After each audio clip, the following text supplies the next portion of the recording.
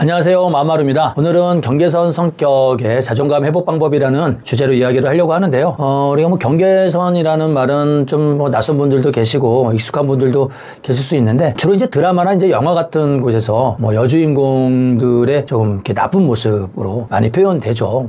막 뭘 집어 던진다든지, 막 자해를 하면서 죽겠다고 한다든지, 상대를 막 위협한다든지, 이러면서 나 버리면 나 죽어버릴 거야, 이런 모습들이 마치 이제 그 경계선 성격의 한 장면처럼 이렇게 많이 묘사가 되는데, 그렇죠. 이제 그런 부분들이 이제 특징이기도 해요. 그런 충동적인 어떤 행동들, 억제하지 못하는 행동들, 이런 것들이 그 경계선 성격의 모습이기도 한데, 이런 모습만 있는 건 아니에요. 굉장히 다양한 모습들을 가지고 있거든요. 경계선이라는 이 말은요, 누가 처음 얘기했냐면, 1938년에, 아놀프 스톤이라는 그 미국 정신의학자가 이 개념을 썼는데, 그러니까 우리가 고연병이라든지 악성 편집증이라든지 이런, 사이코시스, 그러니까 정신증과, 그러니까 우울이나 불안, 이렇게 현실에 대한 어떤 검증력이라든지 현실을 살아가는 데에는 아무런 문제가 없지만 고통은 가지고 있는 그런 이제 신경증, 정신증은 현실 검증력이 없는 이상한 망상을 한다든지 현실과의 괴리감, 간극이 굉장히 큰 그런 상태인 건데, 이 경계선은 여기도 아니고 여기도 아니거나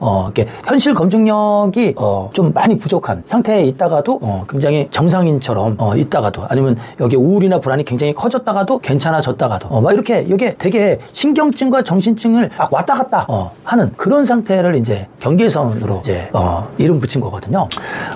그래서 이 경계선 성격 구조의 특징은 한마디로 이야기하면은 불안정성과 양가성이에요. 불안정성은 자기애성 성격 구조 이야기할 때 말씀드렸었잖아요. 굉장히 우월한 나와 열등한 나, 만나고 싶지 않은 나의 이 간극이 굉장히 커서 이게 불안정성이 커지게 되고 자기 결핍이 커지게 되고, 이 자기 결핍을 없애고 불안을 없애기 위해서 이제 우월함에만 머물려고 하거나, 혹은 열등한 나는 안 만나려고 하는 그런 구조를 자기애성 구조라고 제가 조금 쉽게 설명을 하느라고 말씀을 드렸었는데, 이런 불안정함이 이런 이제 대상에 대한 불안정함만 있는 게 아니고요.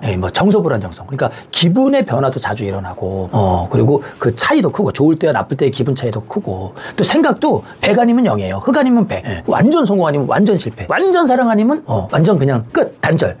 이런 식의 이제 이분법적인 그런 생각들이 자주 일어나는 거고, 그리고 또 이제 관계 불안정성, 관계가 굉장히 불안정한 거예요. 그러니까 이 사람이 너무너무 소중하기도 하고 너무너무 사랑스럽기도 해요. 이게 없어서는 안 될 사람이었다가 이 사람이 나를 너무너무 공격할 것 같고 너무너무 증오스럽고, 그래서 완전히 그냥 막 밀어내기도 하고, 그러니까 잡아먹을 것 같은 그런 불안, 잡아먹힐 것 같은 불안이 관계에서 동시에 막 일어나는 거예요. 내가 저 사람을 잡아먹을 것 같기도 하고 내가 잡아먹힐 것 같기도 하고, 막 이런 불안들이 자주 막 일어나는 거예요. 그러니까 관계에서도 얼마나 불안정하겠어요. 그렇죠? 그러니까 그 경계선 성격 구조가 경계선 성격 구조에서 자주 일어나는 방어 기제가 이제 첫 번째가 이제 분열이고요. 스플리팅 분열이고요.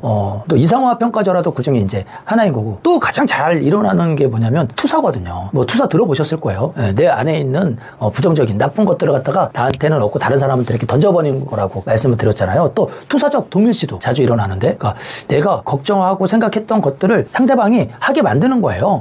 내가 저 사람이 날 버릴 것 같은 거예요. 아주 작은 신호에 민감하게 반응해서 저걸 보니까 나를 이제 버릴 것 같아, 나를 무시하는 것 같아, 나를 막 안 좋게 생각할 것 같아, 이런 작은 신호에 딱 반응하기 시작해서 거봐, 버리는 거 맞잖아, 거봐, 나 무시한 거 맞잖아, 이렇게 하게 만드는 거예요. 이런 투사나 투사적 동일시가 이분들한테는 굉장히 자주 일어나다 보니까 이게 상대도 굉장히 지치는 거죠. 그러니까 나를 막 들었다 놨다 했다가, 막 나를 막 이렇게 막 시험하기도 했다가, 원래 시험 평가도 되게 잘하거든요. 원래 이렇게 어떻게 하나 이렇게 본단 말이에요. 그래서 거기에 딱 걸려들면 거봐, 너 나 버리려고 했지, 나쁜 새끼, 내가 너한테 해준 게 얼마인데, 막 이렇게 막 하는 거예요. 그러니까 또 아니면은 3명 관계할 때 얘를 막 좋아하는 것 같은 거예요, 나보다 더. 그러면 막 이간질도 시켜가지고 나만 좋아하게 만들려고 이렇게 조종한다든지 통제하려고 한다든지, 이런 것들도 굉장히 강해요. 그래서 이제 그 경계선 성격 구조를 가지고 있는 분이 이제 상대의 어떤 배우자나 연인이 외도를 했다, 그러면 이게 아주 그냥 상담 내에서도 아주 복잡해지거든요.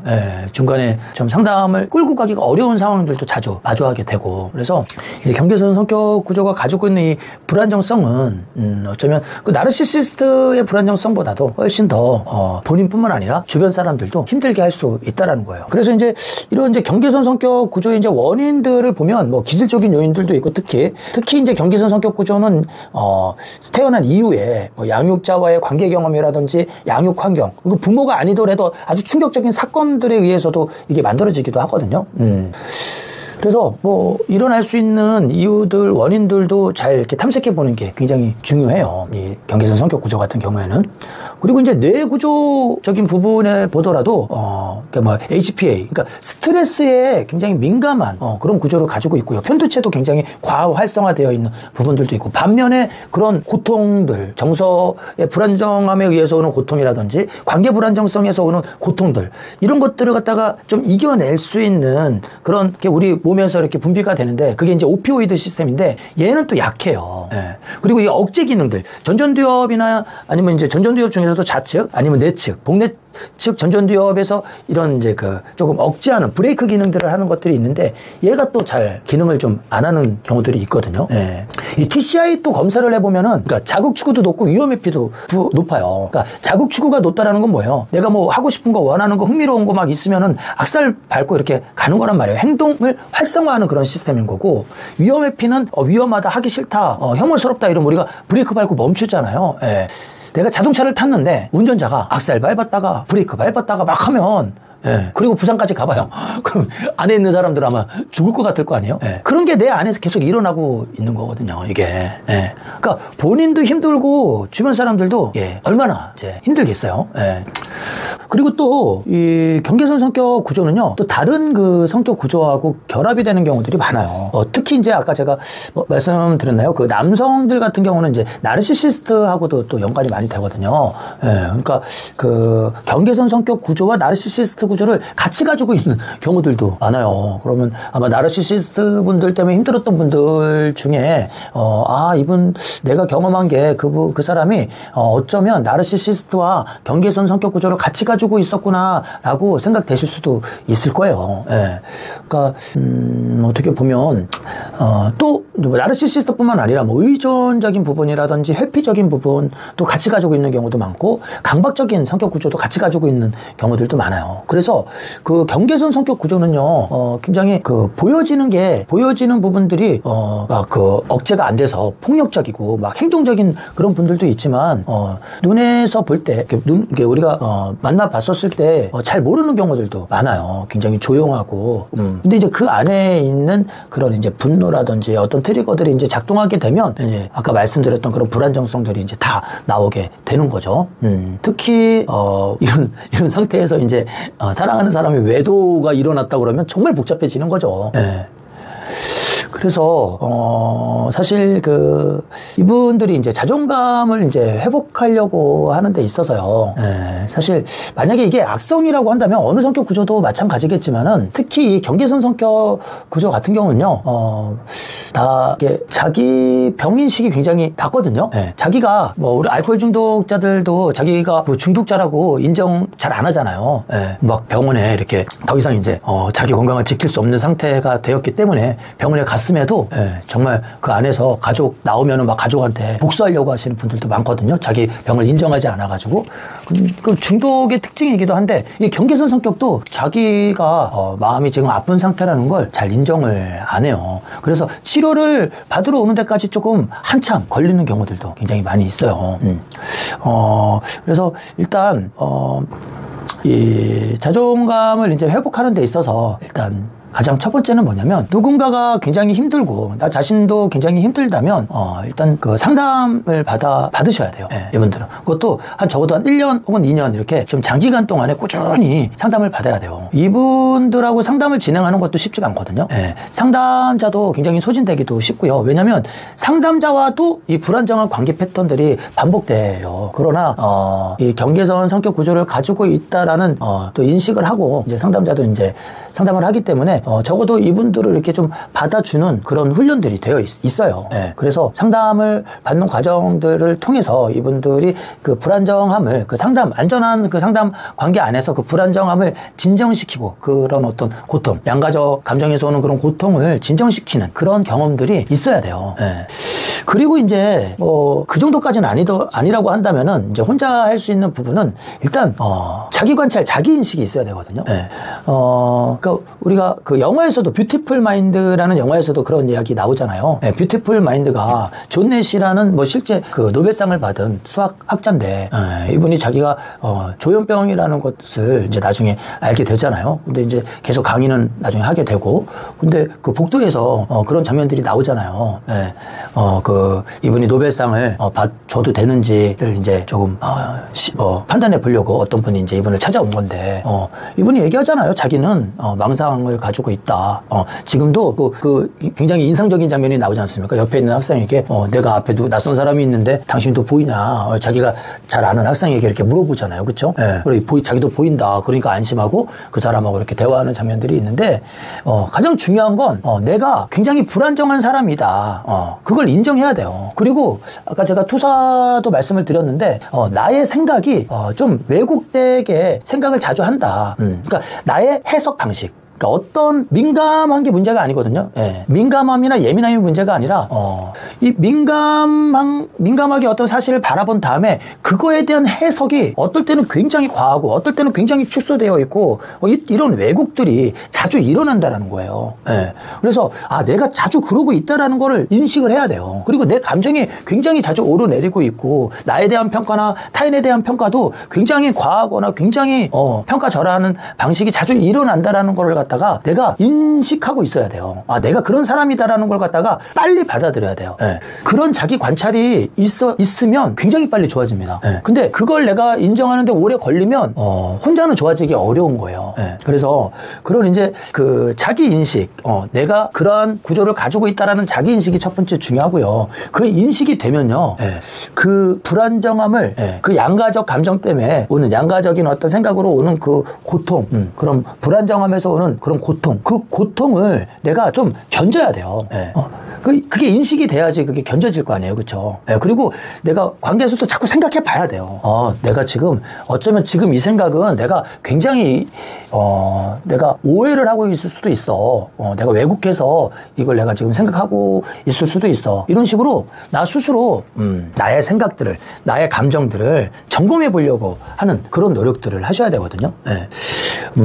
그거에 조금 도움이 될 수 있는 게 뭐냐면, 우리가 이제 이게 그 사티어 이론에서 그 빙상 탐색할 때, 저희들도 이제 많이 쓰는, 부분인 건데, 감지기 열자라는 게 있어요.